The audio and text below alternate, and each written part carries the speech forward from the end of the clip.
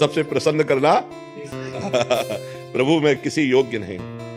भगवान स्वयं अपने श्रीमुख से कहते हैं एकादशी स्कंद भागवत में, व्रतांश यज्ञ छंदांश तीर्था नियमा यमा यथा वरुंधित सत्संगा सर्वसंगो पहो हिमाम। मैं बड़े बड़े व्रत से वश में होने वाला नहीं, मैं बड़ी बड़ी यज्ञों से वश में होने वाला नहीं, मैं नियम संयम से वश में होने वाला नहीं।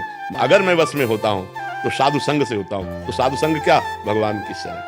हे नाथ मैं जैसा हूं आपका हूं। यही भगवान को प्रसन्न करने का सबसे श्रेष्ठ उपाय है, क्योंकि हमारे पास और कुछ नहीं है। जैसे हम कहते हैं भगवान को भोग लगाए, यार वो पूरी सृष्टि को पवाता है, हम उसको क्या भोग लगाए। अब हम कहते हैं व्रत उपवास रहने, इतने से क्या होने वाला है। यज्ञ करे तो उन्हीं की वस्तुओं से, दी हुई वस्तुओं से यज्ञ कर रहे हैं। सबसे बढ़िया बात है भगवान की शरण होना।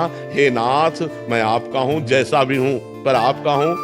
हमें ये दावा नहीं है कि मैं आपके लायक हूं, पर नाथ जैसा हूं आपका हूं। प्रभु मैं आपकी शरण में हूं। सबसे बढ़िया बात है कोटि विप्र बदला गए जाहु, सब पॉजिटिव हो जाए। हम जो कह रहे हैं नाम कीर्तन करो पहले। भगवान विष्णु का भी 1000 नाम कीर्तन है शास्त्र, लेकिन आधा घंटा कोई नाम कीर्तन करो जो नाम प्रिय हो आपको। हरे कृष्ण श्री राम जय जय, जो भी राधा राधा राधा, खूब जोर जोर से भगवान नाम कीर्तन करो और चलते फिरते नाम जप करो। फिर देख लो आप उसका परिणाम, फिर आप खुद अनुभव करें। लेकिन लंबे समय तक 2-4 दिन किया फिर पाप कर लिया, फिर 2-4 दिन किया पाप किया, वो बात नहीं है। पाप आचरण रोक करके लंबे समय तक करो तो तुम्हारे पाप नष्ट हो जाएंगे, सफलता हाथ लग जाएगी।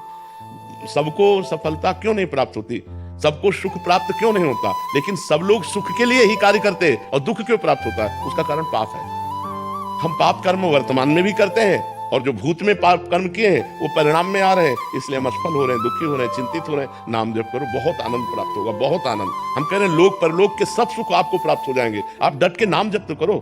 जैसे लोग कहते हैं कि नाम जप करने से क्या खाना मिल जाएगा, तुम खाना की बात क्या करते हो? अगर भगवान का नाम जप करो तो लोक परलोक सब जगह सुख प्राप्त होता है। जहां पाप नष्ट हुए तो सुख ही सुख घेर लेता है। और अगर भाई पाप कर्म करोगे तो पुण्य के प्रताप से ये मिल जरूर सकता है, लेकिन तुम्हारा नाश हो जाएगा। अंत में तुम्हारा नाश हो जाएगा, अंत में तुम जीरो पे होगे, कुछ तुम्हारे पास नहीं होगा। अगर नाम जप कर रहे हो, आज दुखी हो, चिंता मत करो, कल सुखी हो जाओ। हमको भोजन तक नहीं मिले 8-8 दिन, आज हम आपको प्रमाण दे रहे हैं कि हम गाड़ी पे चल रहे हैं, तो कल हमको भोजन नहीं मिला।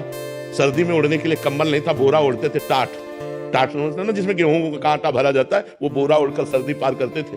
और आज हम आपको क्या बताएं, जब आप समझ लो यही है तो क्या व्यवस्था नहीं होगी।